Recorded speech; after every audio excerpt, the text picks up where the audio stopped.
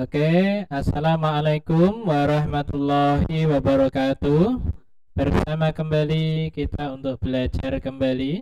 Kali ini kita akan belajar mengenai tema 3 subtema 1, pembelajaran 1 dan 2, kelas 5 bersama Mr. Agung Hartopo. Tema 3 subtema 1 ini bercerita tentang makanan sehat. Tujuan pembelajarannya adalah menjelaskan organ pencernaan dan fungsinya pada hewan dan manusia, serta bagaimana cara memelihara kesehatan organ pencernaan manusia. Yang kedua, menganalisis informasi yang disampaikan paparan iklan dari media cetak atau elektronik. Selanjutnya, mari kita belajar mengenai organ pencernaan hewan dan manusia. Di sini Pak Agung mempunyai 2 gambar, 1 hewan, 1 manusia. Dari kedua gambar ini, coba bedakan mengenai saluran pencernaan pada kedua gambar tersebut. Kita lihat bahwa di dalam organ pencernaan hewan tentunya yang ini lebih panjang daripada dari manusia itu sendiri. Sistem pencernaan itu adalah suatu sistem yang dimana mempunyai peran untuk mengubah makanan menjadi nutrisi ataupun vitamin yang dibutuhkan oleh tubuh dan menyerap nutrisi yang terkandung di dalamnya. Jadi makanan yang kita makan sehari-hari perlu dicerna supaya dapat digunakan oleh tubuh. Fungsi dari sistem pencernaan pada manusia yaitu sistem pencernaan manusia itu berfungsi untuk mencerna makanan, menghaluskan makanan hingga menjadi sari-sari makanan yang dapat diserap oleh tubuh menggunakan organ pencernaan yang dilakukan secara mekanik maupun kimia.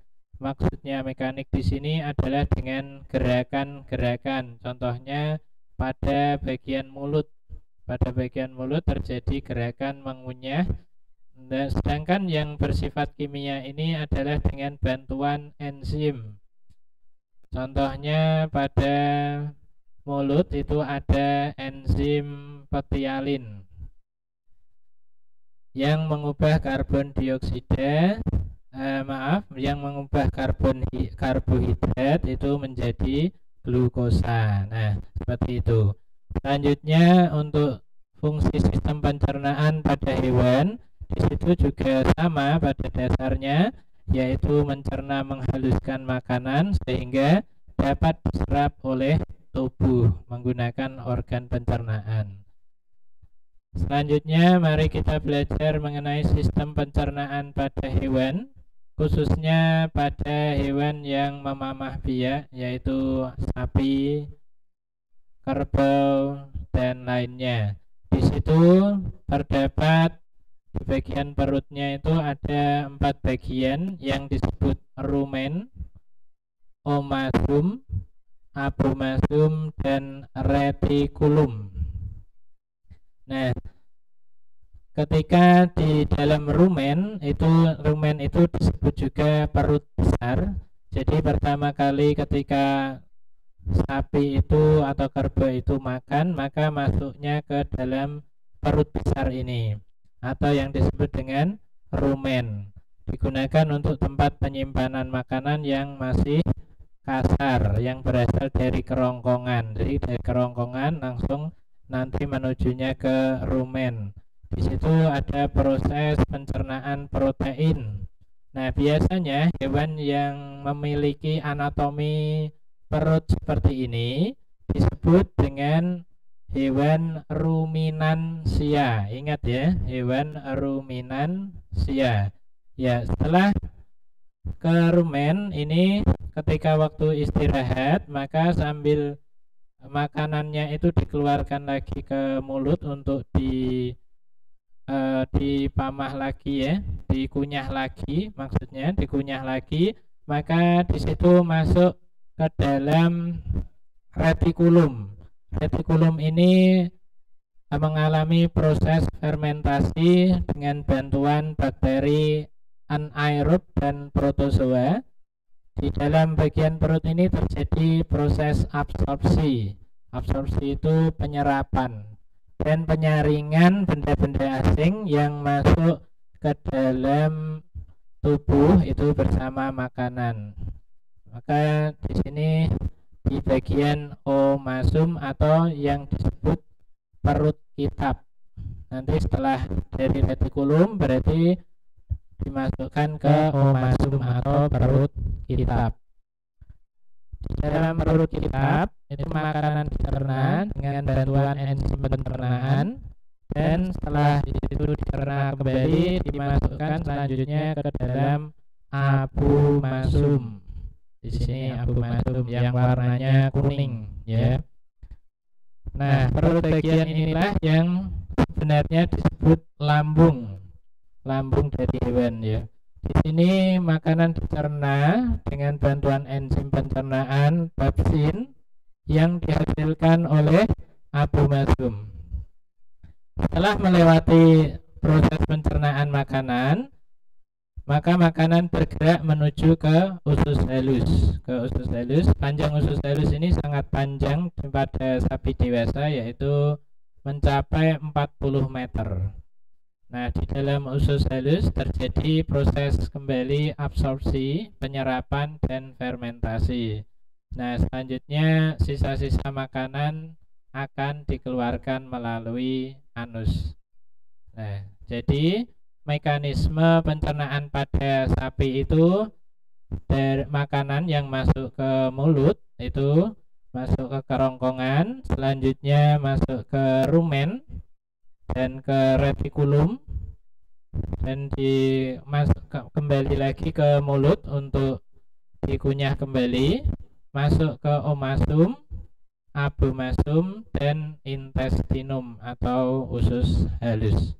Itulah dari mekanisme pencernaan pada hewan, khususnya pada sapi atau hewan yang disebut ruminansia.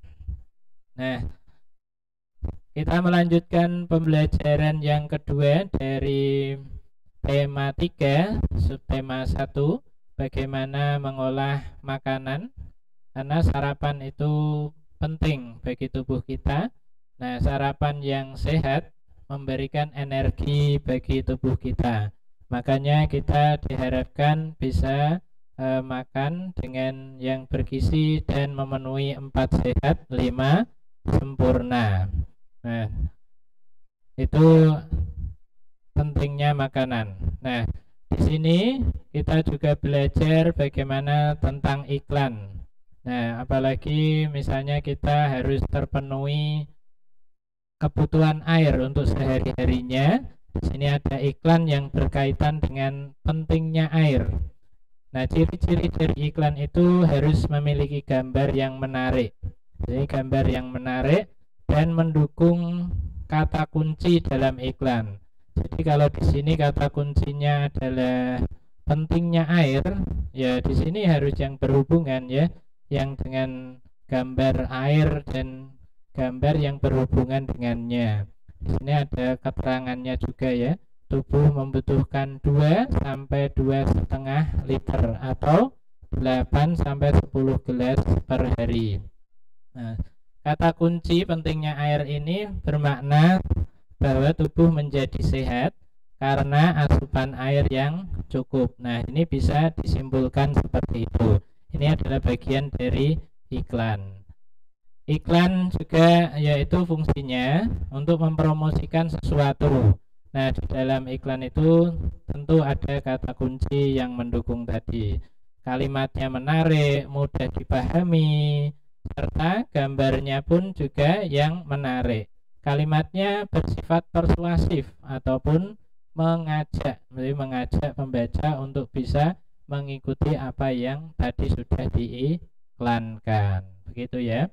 Nah, selanjutnya di situ mengenai kesehatan tubuh tadi. Nah, maka berkaitan dengan kesehatan tubuh itu juga berkaitan dengan bagaimana pencernaan pada manusia. Kalau pencernaan manusia itu baik, maka kesehatan tubuhnya juga baik. Nah, di sini ada urutan dari sistem pencernaan manusia.